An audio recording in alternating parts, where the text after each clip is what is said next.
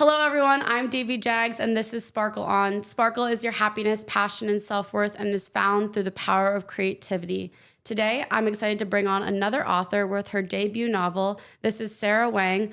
Her novel is called New Skin. She's also been published in places like Harper's Bazaar, the London Review of Books, The Nation, Bomb Magazine, The Atlantic, and many more while she teaches at Barnard College. Someone upstanding, and I'm shouting out.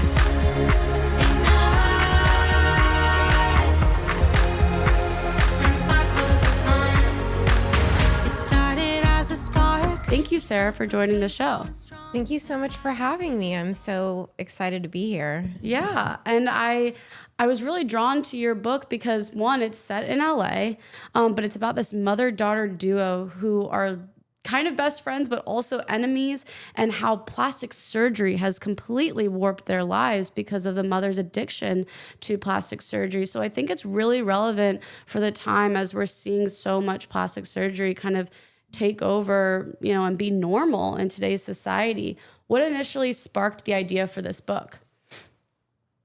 Well, I grew up in LA, so it was always going to be kind of an LA story that took place here, where my family is and, where I lived in my early 20s when this book is taking place. And I think, plastic surgery in LA, I think, has been something that has been going on for longer than other places, just because the industry's here, Hollywood. And so when I first started writing it, it was, I think, probably more than 10 years ago. Mm-hmm.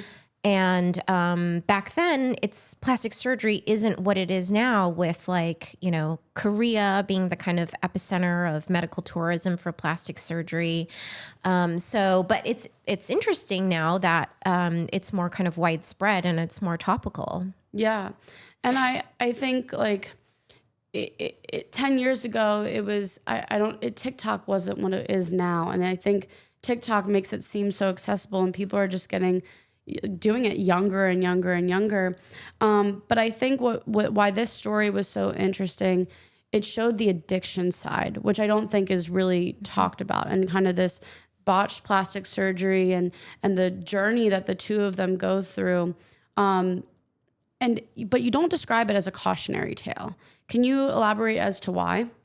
Because I'm still terrified, though, even though it's not supposed to be a cautionary tale. It's graphic. Yeah, same. Yeah. I mean, I don't consider it a cautionary tale, but also at the same time, when I was doing research about how people get botched and kind of fall into these spirals of trying to fix the botch, but then becoming more and more botched with each procedure, I also felt like, be careful of this thing,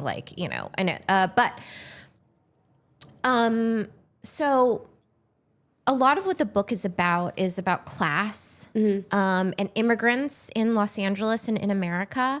And so there's also this other thread of intergenerational debt that happens, in America. We're taught, take out a loan to lease a car, take out a loan to buy a house, take out a loan to go to school, And for people who are lower class, lower middle class, it's much harder to kind of pay back and keep up with this debt economy.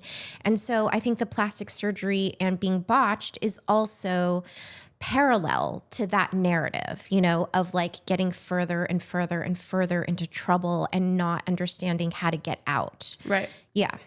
And I think through this lens, it's so interesting to talk about these sub themes that come out very present in their story and these characters' dynamic. You said it took over 10 years to write it. Did you ever feel any pressure as the plastic surgery industry started to become more normalized? Did you ever feel any pressure to put the book out? And then how did you navigate just sticking to your timeline? Well, when I say that I started this book over 10 years ago, it doesn't mean that I was sitting down every day for 8 hours writing it for 10 years. Right. Not at all. Right. Most of those 10 years I wasn't working on the book, but that's kind of when I think I initially came up with the idea. I think there were other pressures, not plastic surgery's kind of popularization, that I felt in putting out a book. I think it was internal pressure about like, I really want this and I really want it now, which isn't really the way that a book works, because even if you jump the gun, say try to find an agent before your book is really polished or ready for that next step, people aren't going to take you on. So there's, kind of a natural safeguard there in some way. But, I think as plastic surgery has become more popular, it's definitely sparked more interest and been more intriguing to people as a topic. Right. And I know, like, I think what you said about like, kind of like, you're not sitting down writing for 8 hours a day for 10 years necessarily about this particular idea, but I know I'm kind of in a similar position with some concepts that I'm working on, and I don't always know the plot of the stories. And I predominantly write nonfiction, which you still have to do, obviously, plot building. But with some of the fictional concepts that I'm challenging myself to do, I'm just still discovering these characters and trying to learn who they are and what their motivations are.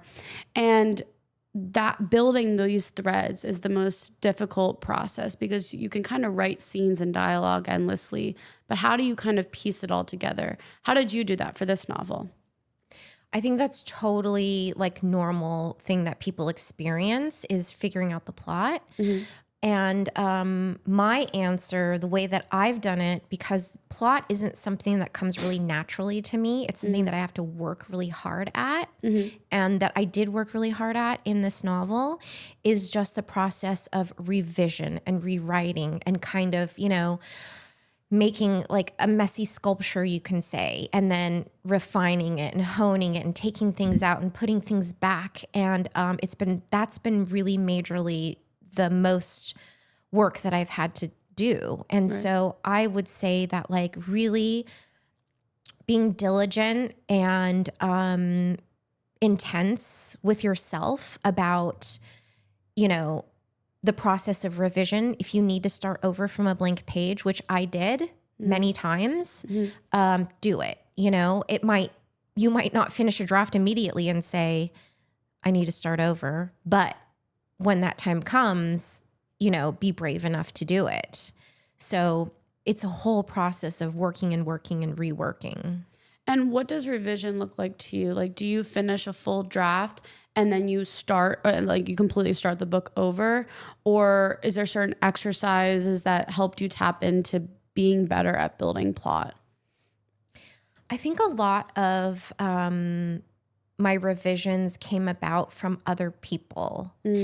Because when you're in something for so long, it's hard to take a step back and see it outside of like this mode of creation. So I was lucky enough to find different communities, like writing groups, other people who were working on novels, and all different kinds of novels too, like a middle grade school novel.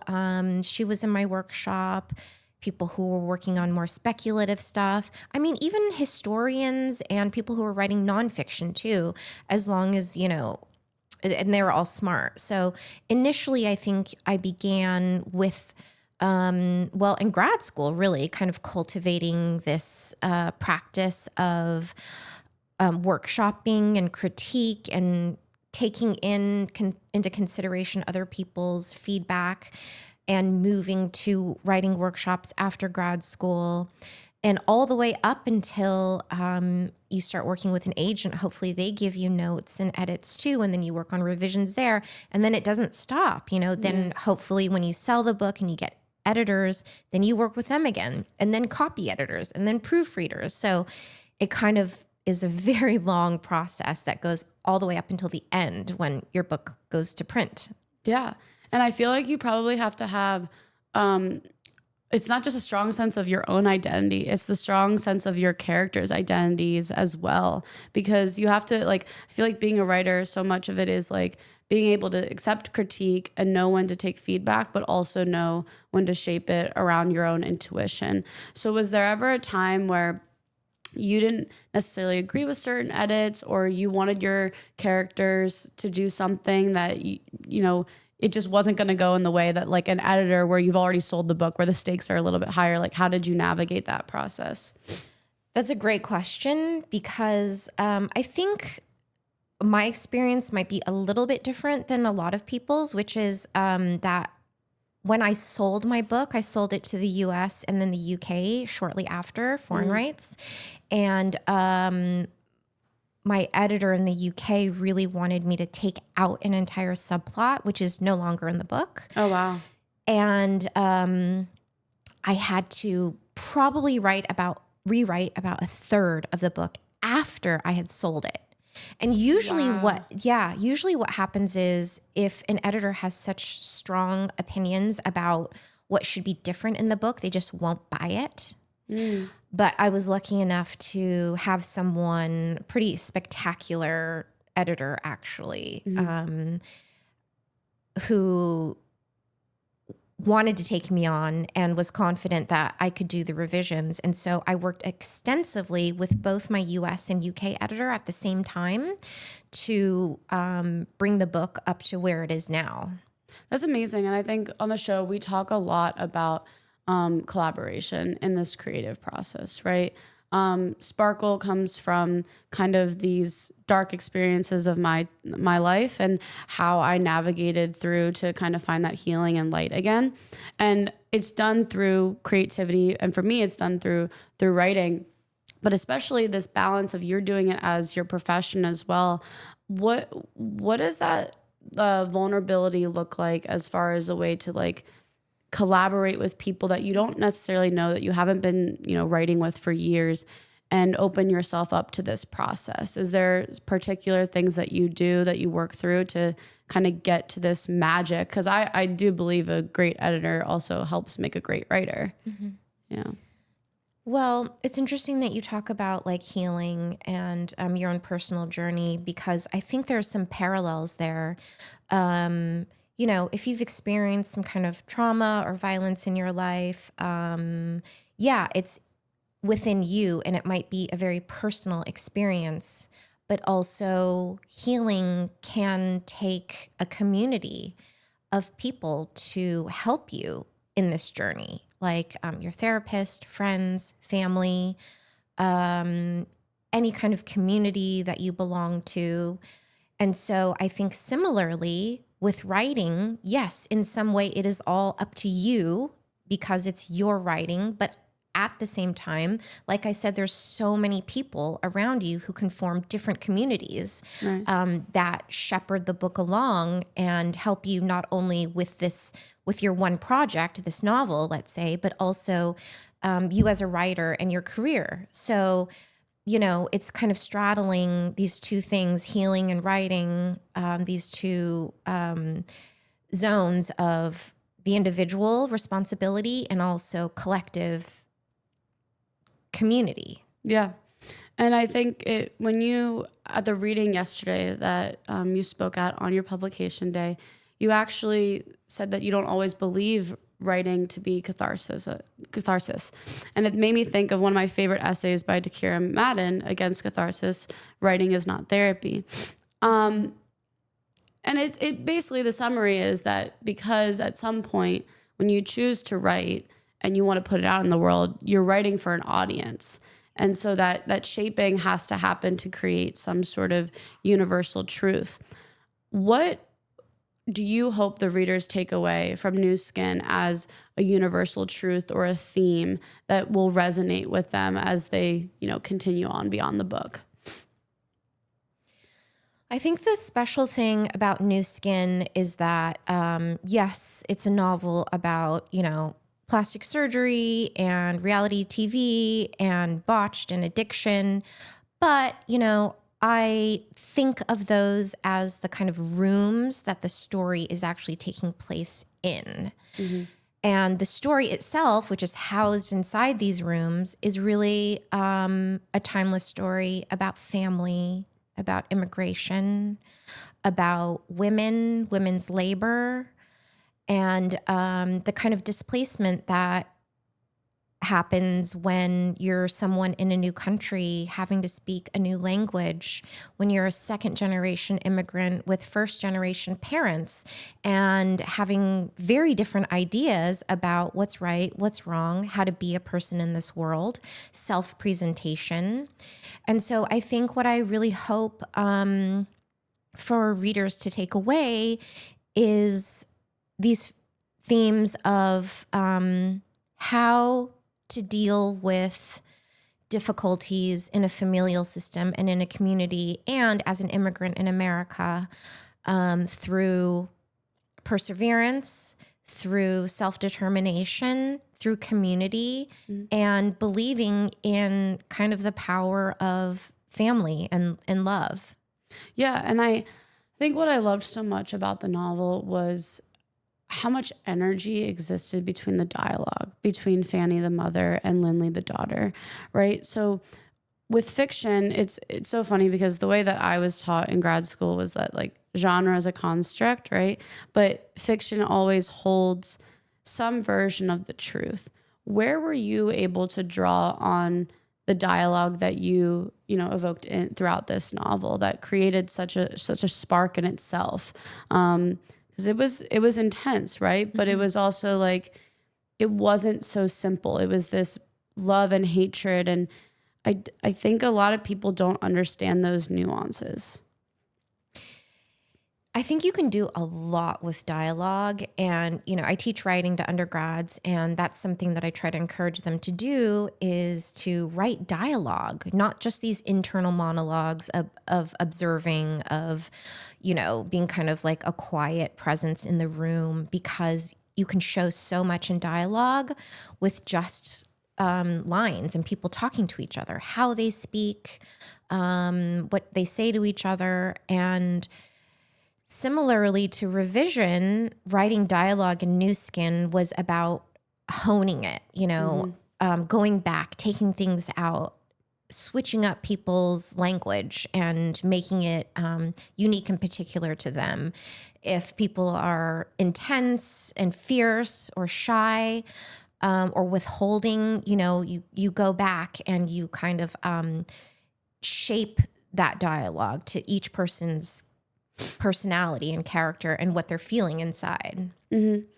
And then I'm sure there was probably some extensive research that went in, whether it was watching reality TV or whatnot. What is the balance between absorbing too much art from outside the world that you're trying to build? That's also a great question. I think to each their own. Obviously, different people, have different ways of doing research and writing. For me personally, I did a lot of research in some areas and no research in others. Like I watched a lot of Botched to understand all the different types of botches that can happen, which they are wide ranging, let me tell you. I'm sure I would have nightmares if I watched that. I just reading it was enough for me. Yeah, you will. And I do. So I don't recommend it unless you are morbidly fascinated by that kind of thing. Because your book got compared to The Substance with Demi Moore, and I was closing my eyes throughout most of that movie in the theater. Yeah. I couldn't do it. It's so intense. Yeah. It's only for people who have like an iron stomach. But so yeah, I watched a lot of Botched, but I stayed away from shows that were too close to my reality show in the book, which is called America's Beauty Extreme. It's about the main character's mother who is botched, and she goes on a reality show to compete with other botched victims of plastic surgery to try to win this grand prize of reconstructive surgery, which they need to fix their botches. So I avoided watching The Swan because I thought maybe that would be too similar. And I didn't want to replicate what I was just watching. Right. But, maybe other people can. So I advise you to do whatever feels right for you. I don't know how you personally approach that kind of thing. Yeah, I think, I always consider myself a late bloomer in the writing world, because I didn't study writing in undergrad. I had no idea that I even identified as an artist. And so for me, sometimes I go towards the TV shows and everything that inspired more of the tone of what I'm trying to create. And I just rewatch them over and over and over, because I obsess over a lot of things. And I don't think it's inherently bad, but one of the critiques, I can't remember if my sister sent it to me or if it was another TikTok video, but it was this critique of, is the publishing industry becoming just people that are writing too similar to TV? Because some books are just made for books. It's hard to replicate, like you mentioned, internal monologues, right, into adaptations. They've tried to do it. I'm thinking of one particular that just it didn't really do well. And I've been more cautious of that. I think in my process, I have realized too much consumption of anything, even if it's the thing that I love most, is just making me more depressed, because I'm not creating. So I don't know if it's so much about it's creating worse art or anything like that. I think it's I think of myself as a generator, right? You have to fill yourself up with what you actually enjoy. It's sometimes I enjoy sitting on the couch and watching TV or reading. And other times I enjoy sitting in my little desk area and just writing for 8 hours straight. So I think it's trying to find that balance, but more and more, I think more people are being addicted to their phones and their TV. And streaming just makes it so accessible. It used to be things came out weekly. So I don't know if you feel that way about consumption. I think, we all know by now that these social media apps are designed for addiction, to make you addicted and not be able to stop. That's like the infinite scroll. You'll never stop scrolling, and that's what they want. So, I think it's probably wise of you to know your temptations and stay away from them. Yeah. And I think what was interesting too, though, is the way that you kind of displayed this lens of addiction in your story, with how you studied even just some of the game theory around, you mentioned Survivor with America's Beauty Extreme. What was that like? Because I'm very fascinated with game theory. I don't play video games, but I talk with a lot of game designers. And it's a very fascinating exercise for me sometimes when I take kind of the frameworks that they do when they're writing a game. And I think there's a lot of crossover with building a novel in that. Well, so the game theory came second. On my reality show in the book, America's Beauty Extreme, everyone enters as one cohort and everyone's competing against each other because there can be only one winner. Mm-hmm. And I know through just watching casually different competition game shows, reality TV shows like Survivor, that the game really depends on factions splitting up and people pitting against each other and sabotage, and that's all part of the game, right? Mm-hmm. But my initial kernel of story and writing that part of the book came from COVID. And actually, violence and bigotry against Asians and scapegoating for, bringing the virus to the world. And what that means is during COVID, I felt this intense racism in a way that I maybe never felt before from the entire country, from globally, really, even on the internet. And it just felt like we were being scapegoated for something that we didn't do, right? And so when I was writing the reality show, all of that was still inside of me, that feeling of fear of unfairness, of anger even. And so I kind of imported all of that into the dynamics on the show. And how that plays out is half the contestants on the show are kind of like MAGA right-wing people, conservatives, and they really hate on the other faction who are minorities, who are kind of artists and intellectual types, and so then watching Survivor, I really understood how to write all of that and make it into a metaphor for, yes, two groups who are competing against each other, but also with this metaphor of what it means to be scapegoated just for the way that you look. Yeah. And I think that's what's the most powerful about this novel is like the way that you can take a lens that is popularized plastic surgery, right? But talk about so much more than that industry. And that's what I think you do really, really well. And I think it's a good lesson to a lot of people that maybe do write for catharsis, right? But they have no intention of ever putting their story out there. But why I love conversations like this is there's many ways to tell the truth. And sometimes truth is through metaphor. And I wish I completely could understand like my process for creating metaphor around like my truth as well. But what would you tell, I guess, maybe new writers or people that are interested in writing novels, how to kind of organize what those metaphors look like? So is it as simple as maybe you watch Survivor and you write down why you're inspired by it? Or is there sort of some sort of process or exercise that you follow? I think there probably are really good writing exercises out there that can kind of generate material at a nascent stage. But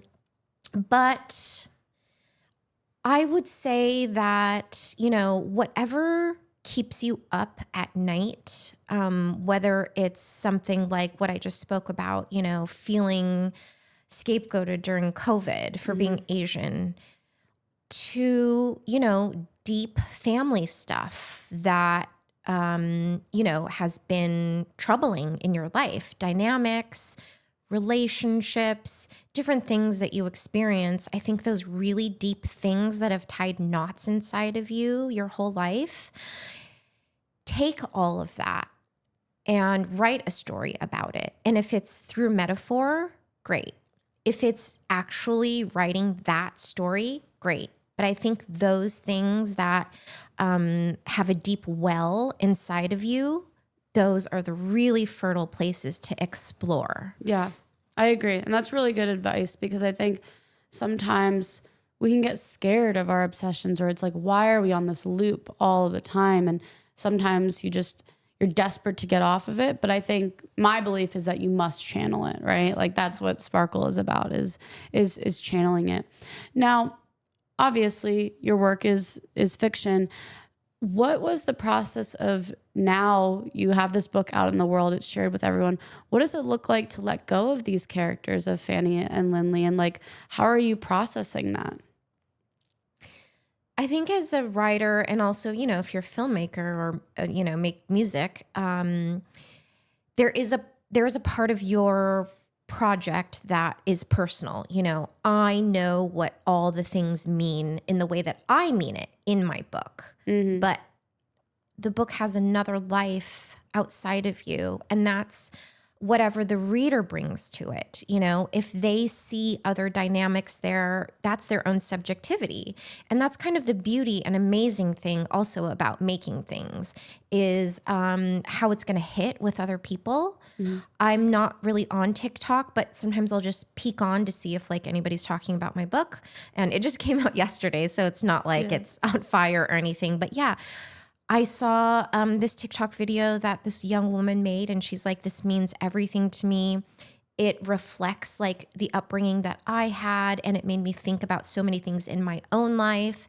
And like, as a writer or any kind of creative person making things, you kind of have to let go of your intention and be super open and appreciative for other people's interpretations. It makes sense. And I'm sure it's still going to continue to take a life of its own beyond this. What is something that you are most proud of how you've grown as an artist and writer since starting this book to now the publication? Well, my process of writing is that I have to like lock myself in and just do it all day and night because it takes me a long time. And I have to kind of shut the world out. So what I have learned, I think, and been really proud of myself for is that determination and work ethic to get this done and get it done so many times, Yeah. drafting, and every time you turn in a revision, it takes a lot of work, and it's really hard because I've had to say no so many times to parties, to dinners, coming out to this event. And it really takes a lot of, hard work to stay with it. And also rejection is a big part of a creative life too. Yeah. Agents saying no, editors saying no, different magazines that you want to publish saying no. And, for every no that you get, there will be 5 more, but you only need one yes. That's what a good friend of mine has told me and reminded me. She's written a lot of novels. Like, you need one agent to say yes, one editor. So I think, that is what I feel like I can take with me to the next project is this self-determination. And then did you always believe in this story? Like when you were going through that rejection, like what was that anchor that you were like, no, this will be published? Was it a specific page in there, or was it like the characters? Like what kind of kept you knowing? I think the core of the story was something that I always held on to. And I don't think I ever really got any critique about the core of the story, which is at heart about like a single mother and daughter, Chinese immigrants in Los Angeles. And that kind of is the beating heart and muscle of the story. But other things like different subplots, I have gotten responses on, this isn't working, like my editor who said, I have to rewrite that. And so I think it's a compromise of holding on to some things and then being open enough to receive critique. Yeah. And, it can't be really prescriptive, but it's just a knowing inside. Like, for example, you look great today. Thank you. And like, how did you decide, okay, I'm going to wear this necklace, but not that one. I'm going to wear these shoes, but not that one. It's like, it's a knowing that's inside of you. Well, this necklace I wear every day, so that made it easy.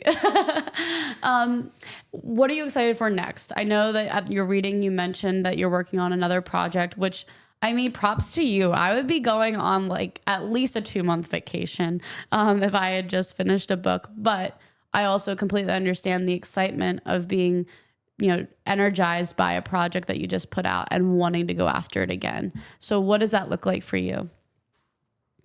Well, so for people who don't know, when you publish a book, you have to be there 100% for publicity and things like that in at least the 6 weeks following the book. And so I have my schedule cleared for the next couple months, but I've also planned to do 3 residencies in the fall. Wow. And that is a kind of safeguard against me, not working on the next project. So I'm going to Scotland. I'm going to Vermont, I think, in the woods. Nice. I'm going to actually Whidbey Island, where Tikira, last novel took place. Yes. There's a residency there called Hedgebrook. Okay. And she also went there, and, her book is based there. So I'll go there as well. So it'll be 3 months of back to back to back, hopefully intense writing of a first draft of this next novel. Are you allowed to share what that next novel looks like a little bit or no? Yeah, I have one sentence, which is it's about a bottom-feeding curator who aligns herself with a problematic male artist. I love it. I know my sister's gonna love it because she works at the Portland Art Museum. So it sounds very interesting. Cool. But thank you so much for Sarah for joining the show. Everyone, you got to get New Skin. I'm going to link it below. But please support, a debut author. It's really important to get, those orders in. And so I really appreciate you sharing your creative process because this is what Sparkle is all about. So sparkle on.